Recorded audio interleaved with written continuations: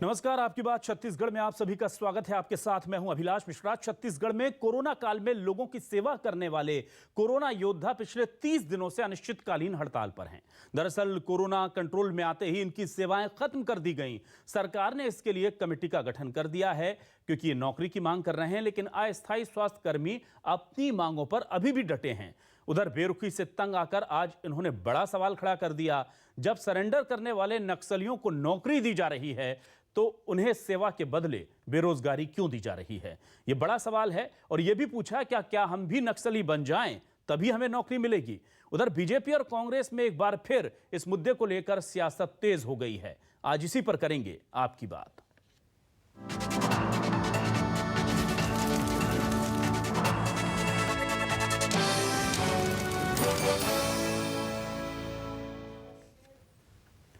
आइए सीधे सुनते हैं कि इन कोरोना योद्धाओं का क्या कहना है, क्या इनकी मांगे हैं। पहले दर्शकों को इस बात से रूबरू करा देते हैं। आपके ही प्रदेश में आपने न्याय योजना की बात कही। जो हिंसा का मार्ग चुनता है, जो नक्सली बनता है, लोगों को परेशान करता है, देश पूरे प्रदेश में एक तांडव मचाता है, उसको आप जब वो आत्मसमर्पण करता है तो आप उसको नौकरी देते हो, उसको प्रोत्साहन राशि देते हो। तो जो कोरोना योद्धा है उसी प्रदेश के हैं, उसी बस्तर के हैं, जिन्होंने सेवा का मार्ग चुना, लोगों की सेवाएं की, अपनी जान जोखिम में डाल के, किसी की जान ले ही नहीं, जान बचाई। आज उनको आप बाहर का रास्ता दिखा रहे हो, बेरोजगार कर रहे हो। तो ये अगर आप न्याय योजना की बात करते हो तो एक के लिए न्याय योजना, एक के लिए अन्याय योजना क्यों? तो एक के लिए न्याय योजना और दूसरे के लिए अन्याय योजना क्यों, ये पूछ रहे हैं जो तमाम कोरोना वॉरियर हैं वो। आइए आपको सुनाते हैं बीजेपी और कांग्रेस इस मुद्दे को लेकर कैसे आमने सामने हो गए हैं। इथेनॉल बनाने की अनुमति मांगी गई कि ठीक है भाई, आप चावल नहीं ले रहे हैं, हम धान खरीदते हैं, उस धान से हम इथेनॉल बना लेंगे। तो इथेनॉल बनाने की अनुमति भी आज तक छत्तीसगढ़ सरकार को नहीं दी गई है। लगातार हर मामले में छत्तीसगढ़ के साथ भेदभाव। केंद्र सरकार को तत्काल राजनीतिक कारणों से छत्तीसगढ़ के साथ किए जा रहे सौतेले व्यवहार पर रोक लगानी चाहिए। देखिए, सेवा को सम्मान मिलना चाहिए। 1 महीने से वो धरने पे बैठे हैं। सरकार को चाहिए कि उनकी को संज्ञान में लेकर उनकी समस्या का समाधान करें, किसी को बेरोजगार होने से बचाएं। लेकिन साथ ही मैं कोरोना योद्धाओं से यह भी निवेदन करूंगा कि वे नक्सली बनने की बात न करें, कानून के विपरीत जाके बात न करें। सरकार को आज नहीं तो कल उनके आगे घुटने टेकने होंगे। तो क्या है न्यूज़ 24 मध्य प्रदेश छत्तीसगढ़ के आज के सवाल? आइए सवाल लेते हैं। सबसे पहले हम आपको दिखाते हैं हमारे सवाल जो हैं कि नक्सलियों को नौकरी कोरोना योद्धाओं से क्यों की जा रही है बेरुखी? कोरोना में की सेवा बदले में मिला बेरोजगारी का मेवा? ये बड़ा सवाल है। सरकार ने बनाई कमेटी, कोरोना योद्धाओं पर क्या है नीति? छत्तीसगढ़ में कोरोना योद्धा बेहाल, नौकरी के लिए कर रहे हैं हड़ताल। लेकिन सवाल यही है कि न्याय योजना है तो फिर इन लोगों के साथ अन्याय क्यों हो रहा है? ये बड़ा सवाल है।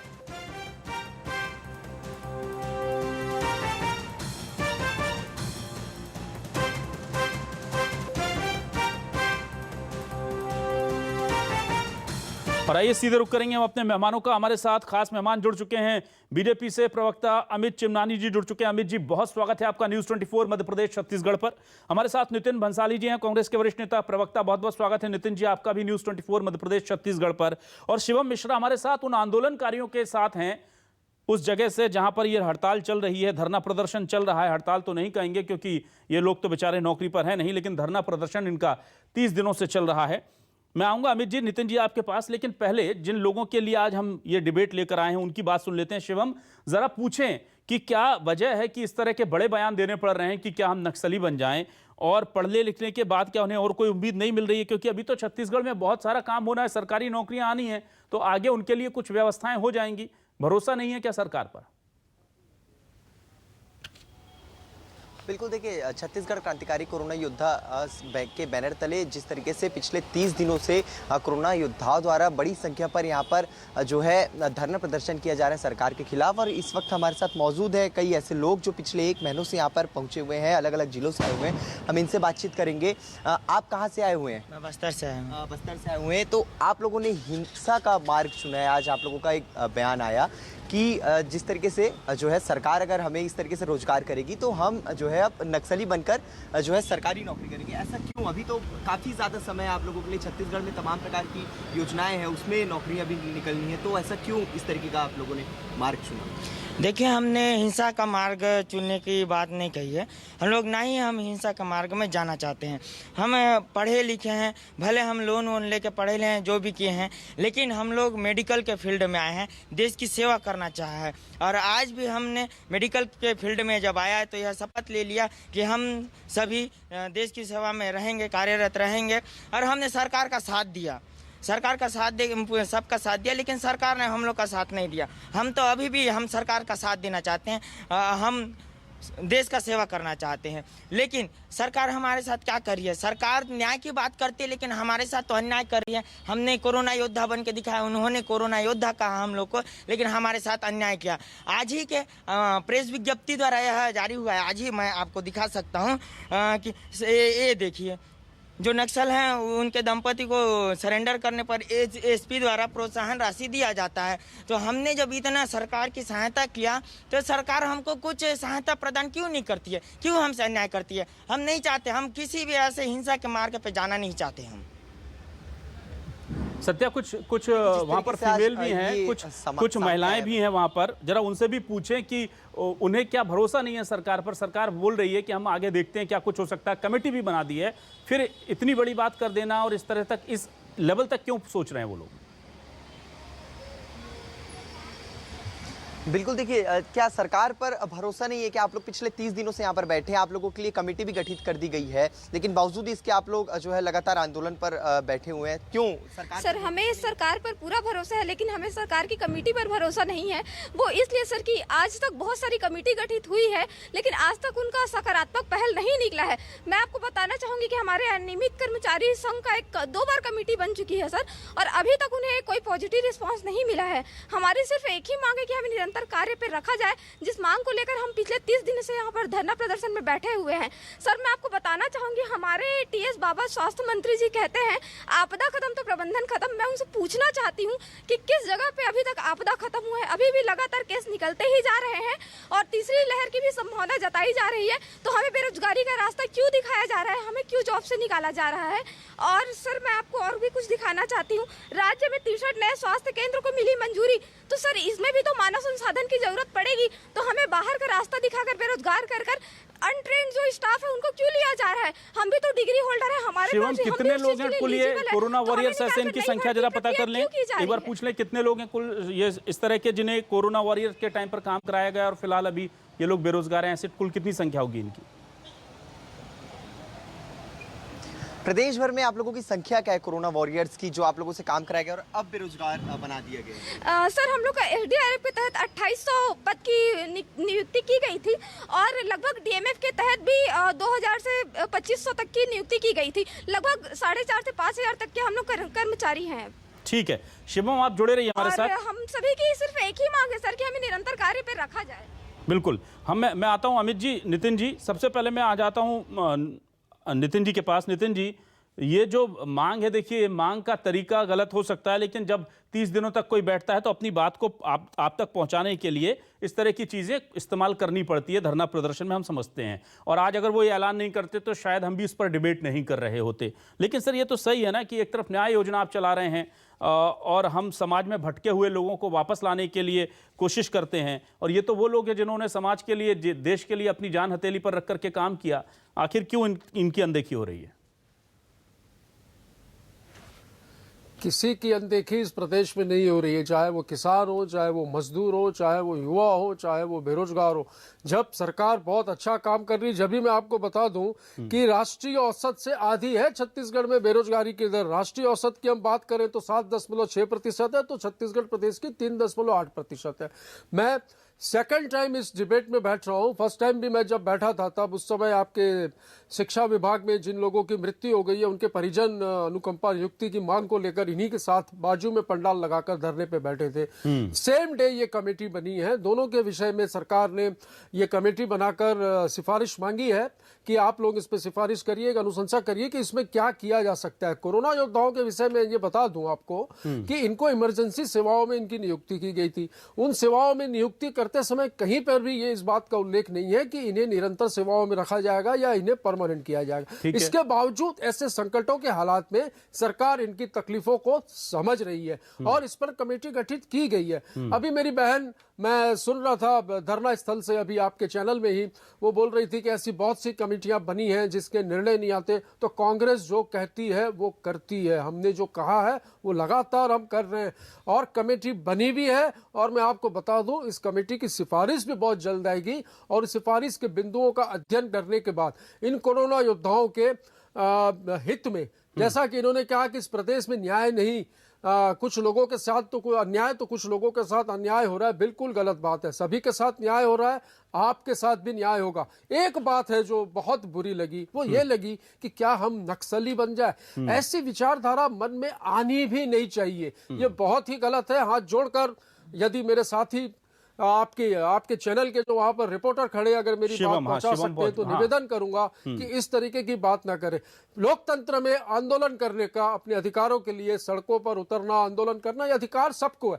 30 दिन आपको हो चुके हैं, कमेटी बनी है, आप लोग भरोसा रखिए, सरकार इसमें संवेदनशील है, सरकार इस पे काम कर रही है, कमेटी इस पर काम करना शुरू कर चुकी है। सर, नितिन जी, बहुत जल्द निर्णय जो होंगे आप लोगों के पक्ष। अमित जी, 30 दिन हो गए हैं, जल्दी निर्णय आ जाएगा।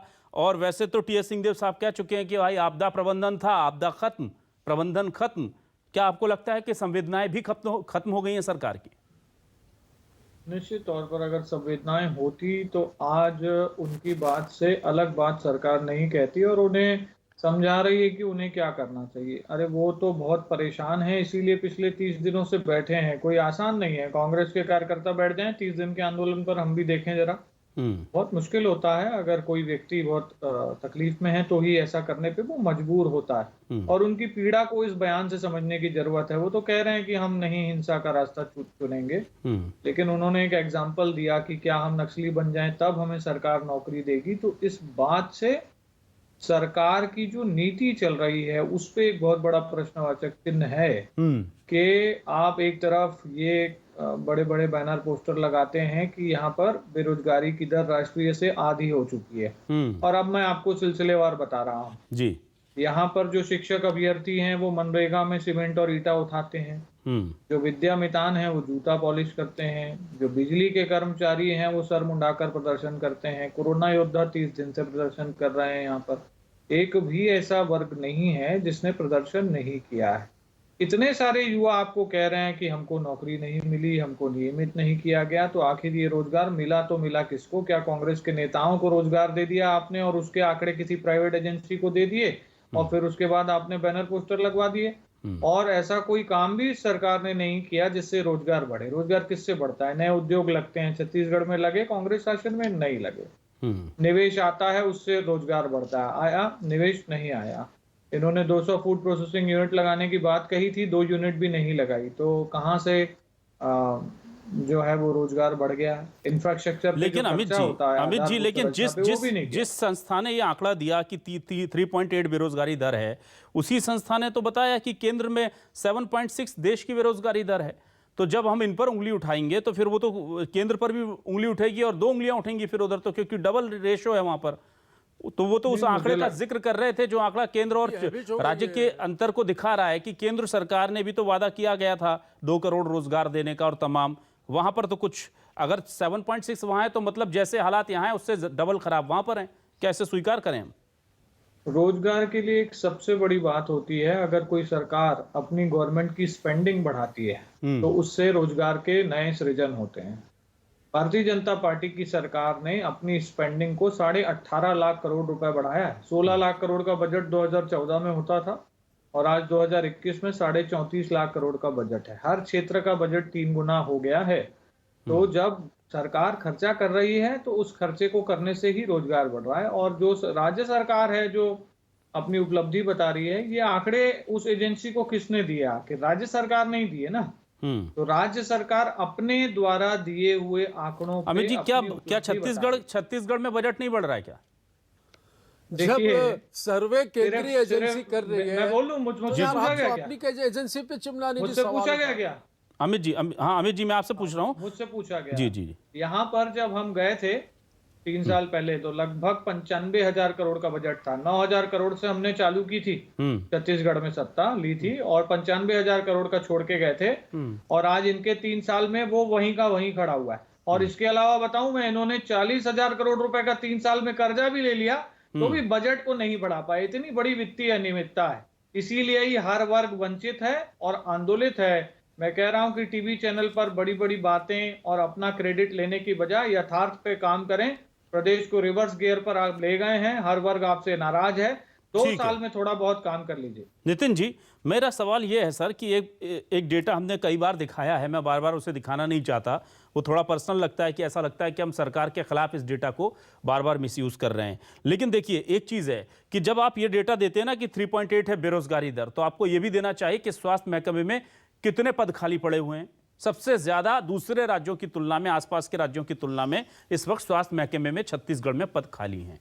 5,000 बच्चे हैं, 300। अभी आपने जिस तरह से खुद सुना, हमारे जो साथी थे वहां बता रहे थे कि नए स्वास्थ्य केंद्र खोलने की बात कही गई है। आपको मानव संसाधन की जरूरत पड़ेगी तो इन बच्चों को सेटलमेंट किया जा सकता है। और जब पद खाली हैं तो उन्हें अगर आप भरिए, ठीक है, इन्हें नहीं रखना, आपको जिनको रखना उनको रखिए, पर कम से कम लोगों को नौकरियां तो दीजिए। अभी मैं आपको बता दूं जी, 6,000 पदों की वैकेंसियां अभी प्रकाशित हुई हैं, विज्ञापन निकले, जिसमें 4,000 सिर्फ स्वास्थ्य कर्मियों की नियुक्तियां की जानी है। 975 पुलिस विभाग की नियुक्तियां हैं। इसके अलावा वन, पीएचई और जल संसाधन आदि विभागों में भी रोजगार के अवसर दिए जा रहे हैं और उनके लिए भी विज्ञापन जारी किए जा चुके हैं, जिसका जो प्रक्रियाधीन है। अब इसमें मैं ये कहता हूं इन स्वास्थ्य कर्मियों को, जो हमारे कोरोना योद्धा हैं, जिनको मैं सलाम करता हूं, जिन्होंने इतनी विकट स्थिति में काम किया है, इनके काम को, इनकी कार्यशैली को मैं सलाम करता हूं, प्रणाम करता हूं। ये 4,000 पद जो निकले हैं स्वास्थ्य कर्मियों के, ये उसमें भी ट्राई करें। इसमें कई ऐसे भी हैं जो कि कुछ और जॉब में भी एडजस्ट होना चाहते हैं, जिनको कि बहुत ही प्राथमिक अनुभव है, वो भी कहीं पे ट्राई कर सकते हैं। तो लगातार बम्पर भर्तियां छत्तीसगढ़ में नितिन जी, जब ये आपने वैकेंसी निकाली, अब भाजपा को तो बोलने का अधिकार ही नहीं है ना। नितिन जी, मैं 1 मिनट आता हूं, भाजपा पर आऊंगा, लेकिन जब ये वैकेंसी निकली तो इन बच्चों के लिए जो हमारे कोरोना वॉरियर्स थे, उनके लिए आपको या तो उनमें प्राथमिकताएं दे देनी थी कि ये प्राथमिक तौर पर रहेंगे, या उनके लिए कोई एक कोटा फिक्स कर देते कि 50% इन्हीं लोगों में से हम इसमें ले लेंगे। तो रास्ते तो सर बहुत निकल सकते थे, जिसमें सरकार की मंशा ऐसी नजर आती कि आप उनके साथ थे। वो चीजें नहीं हो रही हैं, शायद इसलिए ये बच्चे अभी तक नाराज हैं। क्या कहेंगे? ऐसा नहीं है, ये प्रयास करें, इसमें भी प्रयास करें। मैं जानता हूं इसमें ऐसे क्वालिफाइड बच्चे भी हैं जो सिलेक्शन जिनके होंगे। उस समय इमरजेंसी सेवाओं में बहुत ज्यादा कुछ ऐसे तकनीकी रूप से किसी को न जांचा गया, न परखा गया, ऐसे बहुत से लोगों को नियुक्तियां दी गई और इन्होंने काम भी किया, अपनी जान हथेली पर लेकर काम किया। मैं उनके कामों को, मैं कहता हूं, मैं उनको प्रणाम करता हूं, सैल्यूट करता हूं उनके काम को। लेकिन इस प्रकार धरना, प्रदर्शन, आंदोलन 30 दिन से करना सरकार के कान में, सरकार बीजेपी के जैसे गूंगी और बहरी नहीं है जो सिर्फ मन की बात करती है, जन की बात सुनती नहीं, ऐसा बिल्कुल भी नहीं है। हमारी सरकार का उद्देश्य है हर हाथ को काम मिले, काम को पूरा दाम मिले। हम उस विषय पर काम कर रहे हैं। ये कह रहे थे खुद अभी कि न्याय होगा, पर नियम से होगा। जो सेवा शर्त के जो नियम है, अधिकारियों को कमेटी बनी है, उस पर काम किया जा रहा है और बहुत जल्दी उस पर अच्छे निर्णय भी आएंगे। इस प्रकार राजनीतिक लोगों के भड़कावे में भी ना आए और थोड़ा सा बुद्धिमानी से सोचें। मैं जहां तक सोचता हूं कि सरकार ने जो भी बोला है वो किया है और मुझे पूरी उम्मीद है कि स्वास्थ्य कर्मियों के साथ भी न्याय होगा। ठीक है, शिवम हमारे साथ अगर जुड़े हों, क्या मैं शिवम को पास दोबारा आ सकता हूं? मैं ये जानना चाहता हूं, क्या शिवम हमारे साथ अभी जुड़े हुए हैं वहां से? शिवम, मैं ये जानना चाह रहा हूं, जरा इन बच्चों से पूछें, इन छात्रों से पूछें, इन अभ्यर्थियों से पूछें कि जो नई वैकेंसी निकली है, क्या ये उसमें अप्लाई कर रहे हैं जो 5-6 हज़ार पद की बात कर रहे हैं नितिन जी, और क्या उसमें उन्हें कुछ प्राथमिकता, कोई कोटा, कोई उनको चाहिए थी कि प्रायोरिटी मिल जाती ताकि उनका काम आसान हो जाता? क्या इस तरह की कोई चीज़ है उनको, उनके नॉलेज में, और वो उसको लेकर क्या सोचते हैं?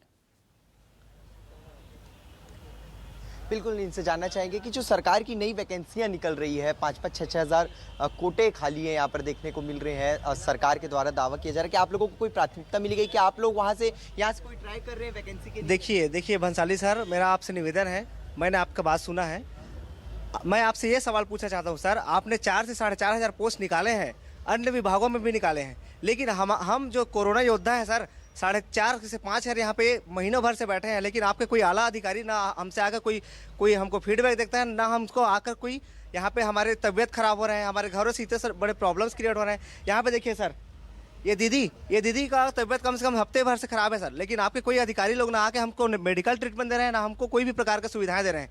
हम कैसे रह रहे हैं, हम कैसे खा रहे हैं? आप तो सर आप बोल रहे हो हमको कि हम आपको रोजगार देंगे, उसमें ट्राई करिए सर। आज ये IBC 24 को आपके पास रोज नहीं आती है मेडिकल चेकअप करने के लिए कि आप लोग पूछिए पद को 5,000 पद को निरस्त किया गया। शासन द्वारा क्या आप लोगों का मेडिकल चेकअप करने के लिए आया जाता है? क्या हालचाल कोई लेता है आकर? नहीं सर, हम तो कोविड वॉरियर है ही नहीं सर, लेकिन हम आपको बता दें, हमारे जो स्टाफ यहाँ पे तबीयत खराब, उनका ट्रीटमेंट हम खुद कर लेते हैं, क्योंकि हम एक मेडिकोज है और हम ऐसे मेडिकोज है सर जिन्होंने कोरोना काल में इतने सारे मरीजों को ठीक किया है। शिवम पूछिए, क्या अनुमति ली गई है धरना प्रदर्शन की? तमाम प्रशासन को सूचना दी गई है? ब्लॉक पे किसी PSC PSC में जो भी पेशेंट थे उनसे पूछे जाके कि उनका शासन को धरना प्रदर्शन की अनुमति ली गई थी, कभी सूचना दी गई इस बात की? पिछले जी फिर भी प्रशासन के लोग यहाँ नहीं आते? ऑफिस में हम लोगों ने सूचनार्थ कर दिया था कि हम धरने के लिए बैठने वाले हैं 24 तारीख से। ठीक है शिवम, एक चीज और पूछिए, क्या जिस तरह से एक शक जता रहे हैं नितिन जी, क्या कोई पॉलिटिकल पार्टी कोई इन्हें मोटिवेट कर रही है, इन्हें भड़का रही है क्या इस तरह की चीजों के लिए, या ये खुद अपने तरफ से लगे हुए हैं इसमें? क्या कोई सपोर्ट पॉलिटिकल पार्टी द्वारा मिल रहा है? क्या कोई विपक्ष के द्वारा आप लोगों को लगातार उकसाया जा रहा है? जी नहीं सर, हम लोगों ने इतने सारे हमारे योद्धाएं हैं, देखिए आप, इतने सारे लोग हैं, इतने सारे लोग रोज आते हैं सर, उन्हीं लोगों के एक सहयोग से, एक हिम्मत से सर, क्योंकि हम लोगों ने कोरोना को हराया है सर। हमको किसी पार्टी या किसी सत्ता दल की जरूरत नहीं है। हमारी जो सरकार बैठी है उनसे हमारा हाथ जोड़कर निवेदन है, हम उनसे यही मांगते हैं कि हमारे सभी कोविड वॉरियर को एक सही सम्मानपूर्वक एक निरंतर काम पे हमको रखा जाए। ठीक है, शुक्रिया शिवम आपका। तमाम हमारे वहाँ के जो साथी हैं उनसे भी हम उनको भी धन्यवाद कहेंगे, क्योंकि अब वक्त बहुत कम है। एक सवाल मैं नितिन जी और अमित जी से लूंगा। अमित जी, मैं आपके पास आऊँगा पहले। सर, ऐसे वक्त में क्यों बीजेपी जो है नदारद रहती है, मुझे समझ नहीं आता। मैंने पिछली दफ़े भी ये सवाल उठाया था, आप लोग क्यों नहीं खड़े होते हैं सर ज़मीनी स्तर पर ऐसे लोगों के साथ जो सत्ता के खिलाफ या सरकार के खिलाफ किसी भी मामले को लेकर आंदोलन कर रहे हैं? देखिए, सत्ता पक्ष का काम है, वो कहेगा कि इसमें सियासी, इसके पीछे वो चीज़ें हैं, उसे उन्हें आप मोटिवेट कर रहे हैं, भड़का रहे हैं, लेकिन एक विपक्ष के नाते आपको उनके साथ खड़े होना चाहिए और केवल ट्वीट या बयानों तक नहीं, ज़मीनी स्तर पर खड़े होना चाहिए। कांग्रेस और बीजेपी में ये फर्क है, समस्याओं के निवारण के प्रयास के लिए उनको सपोर्ट करती है, ताकि उनके कार्यक्रम को हाईजैक करके राजनीतिक एजेंडा बनाती है। जैसे ये तो किसान आंदोलन का भी लाभ लेते हैं, हमारे सारे नेता इनके कांटेक्ट में हैं, और अभी तक जितने भी आंदोलन हुए हैं, चाहे शिक्षक अभ्यर्थियों के, विद्यामितानों के, बिजली कर्मचारियों के, पुलिस अधिकारियों के, उसमें भारतीय जनता पार्टी के सारे नेता उनके पास गए, हालचाल लिया, और ये इनसे भी सारे लोग कांटेक्ट में। हाँ, हम इनको उकसाएंगे नहीं कि आप कुछ गलत काम करिए, और यही बेसिक डिफरेंस है कांग्रेस और बीजेपी में। अमित जी, बीजेपी का चिकित्सा प्रकोष्ठ है प्रदेश में। जी अमित जी, मेरा एक सवाल, बहुत मौजूद सवाल है, फिर आप बोलिएगा। बीजेपी का चिकित्सा प्रकोष्ठ होगा, आपकी पार्टी से जुड़े कई डॉक्टर होंगे, कई हेल्थ उसमें वर्कर्स होंगे, उन्हें कभी कभी भेज दें सर। वैसे तो सरकार का काम होता है, प्रशासन का, कि धरना स्थल पर अगर सूचना देकर के धरना दिया जा रहा है तो वहां पर रोज जाकर के कम से कम लोगों के हेल्थ को चेकअप करे। मैं नितिन जी से भी ये सवाल लूंगा, लेकिन मैं आपसे भी उम्मीद करता हूं कि अगर सरकार नहीं कर रही है और आपके पास चिकित्सा प्रकोष्ठ है तो एक बार सुबह भेज दें, एक चक्कर लगा ले। कोई ज्यादा बीमार है, कुछ हो गया तो हम सबकी शर्मिंदगी की वजह बनेगा वो। हमारे सारे चिकित्सा प्रकोष्ठ के डॉक्टर्स और जो नेतागण हैं वो इनके ऑलरेडी कांटेक्ट में हैं, और जहां पे भी जरूरत रहेगी सरकार और प्रशासन से पहले वो पहुंच जाएंगे। नितिन जी से एक निवेदन कर रहा था कि बहुत सारे इंस्ट्रक्शन नितिन जी यहाँ से उनको दे रहे थे कि क्या करना है क्या नहीं। नितिन जी, मैं आपसे निवेदन करता हूँ, आप अपनी सरकार को इंस्ट्रक्शन दीजिए कि उनका इलाज करवाएं, या उनके पास कोई पूछने नहीं जा रहा है पूछने जाए, और क्यों उनको आपकी सरकार पे विश्वास नहीं है उसके लिए थोड़ा बात करें। और जो वैकेंसी पे आप टीवी पर बैठ करके बोल रहे हैं कि उनको वैकेंसी जो निकली है उसमें भाग लेना चाहिए, वो सब बात बैठ करके करिए, तभी वो आपकी बात समझेंगे। टीवी चैनल पर बैठ करके नितिन जी, पिछली दफे आप लोगों ने देखिए एक बहुत संवेदनशील शुरुआत की थी, कम्युनिकेट किया था, और वो जो वहाँ पर कम्युनिकेशन था उसका एक सुखद परिणाम भी हमें देखने को मिला कि हमारी जो बहनें थी वो वहाँ से उठकर चली गई हैं और उम्मीद है अब उन्हें सरकार उनकी मांग पूरा करेगी। यहाँ भी एक ऐसी सकारात्मक शुरुआत कर दीजिए ना सर। 30 दिन से लोग बैठे हैं, आपके वॉरियर हैं, आप ही तो योद्धा कहते हैं, और जो देश अपने योद्धाओं का सम्मान नहीं कर सकता, जो राज्य अपने योद्धाओं का सम्मान नहीं करेगा, उनसे जाकर बात नहीं करेगा, तो फिर कैसे काम चलेगा? अभिलाष जी, यही कमेटी उसी दिन सेम डे आप ही की डिबेट के बाद दूसरे दिन फैसला हुआ था जी। आपने मुझे धन्यवाद, मैंने भी आपको धन्यवाद दिया था। बिल्कुल, उसके लिए हम मुझे याद हमेशा है बहुत शुक्रगुजार अच्छे रहेंगे, से। क्योंकि हम नहीं उसी चाहते दिन ये छत्तीसगढ़ में कमेटी ऐसी बनी है तस्वीरें जो अनुकंपा शिक्षा, नहीं बिल्कुल नहीं, कमेटी बनी है, कमेटी अपना काम कर रही है, कमेटी की सिफारिश पे निर्णय लिया जाएगा और हितों में लिया जाएगा, न्याय होगा। भाजपा को मैं ये जरूर पूछना चाहूंगा, जैसे अमित चिमनानी जी ने मेरे से प्रश्न किया, मैं भी ये पूछना चाहता हूं, 2 करोड़ लोगों को रोजगार दूंगा ऐसा मोदी जी ने बोला था, 15 करोड़ से ज्यादा बेरोजगार हो गए हैं और ये बेरोजगारी के आंकड़े जो हैं वो छत्तीसगढ़ से दुगने हैं। ये इस बात को साबित करते हैं।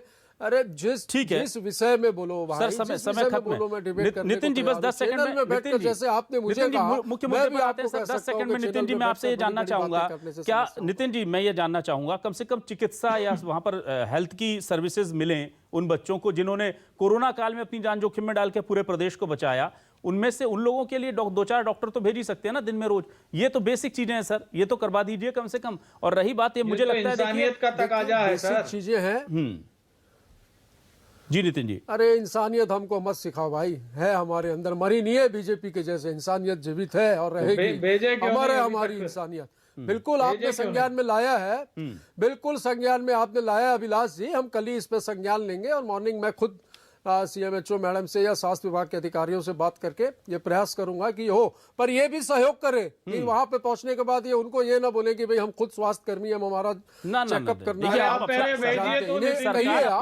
रिपोर्टर वहां पर है, कोई भी समस्या हो बताए भाई, कोई ऐसी समस्या। और नितिन जी देखिए, नितिन जी हमारा मकसद तो ये है कि आप कह रहे हैं कि आपकी इच्छा है कि उन्हें जॉब मिले, उनके साथ न्याय हो, वो चाहते हैं हमारे साथ न्याय हो, तो फिर ये जो दीवार खड़ी है ना, ये दीवार केवल कहीं ईगो और सरकार वर्सेस आंदोलनकारियों के बीच की ना हो। ये छोटी सी दीवार होती है, एक कदम अगर आप आगे बढ़ेंगे तो एक कदम वो भी आगे बढ़ेंगे। पिछली दफे ऐसा हमने देखा था और बहुत ही सुखद परिणाम उसका था। एक बार जाकर उनसे बात कीजिए, अपने ही लोग हैं, अपने राज्य के बच्चे हैं, पढ़े लिखे बच्चे हैं, और ये हमारे एसेट्स हैं, ये हमारे लिए, छत्तीसगढ़ की जनता के लिए इनसे बड़ा इस वक्त कोई वरदान नहीं है, क्योंकि इन्होंने कोरोना काल में हमारी जान बचाई है। तो हम उम्मीद करते हैं कि इतना तो कम से कम उन्होंने देश पर, राज्य पर एहसान किया है कि हम जाकर के उनसे खुद बात कर सकें। बहुत बहुत शुक्रिया नितिन जी, अमित जी, हमारे इस डिबेट में हिस्सा बनने के लिए। शिवम, आपका भी शुक्रिया, और तमाम आंदोलनकारी छात्र जो वहाँ पर बैठे थे, अभ्यर्थी बैठे थे, और जो कोरोना वॉरियर्स थे, उनका भी शुक्रिया, और दर्शकों का भी बहुत शुक्रिया।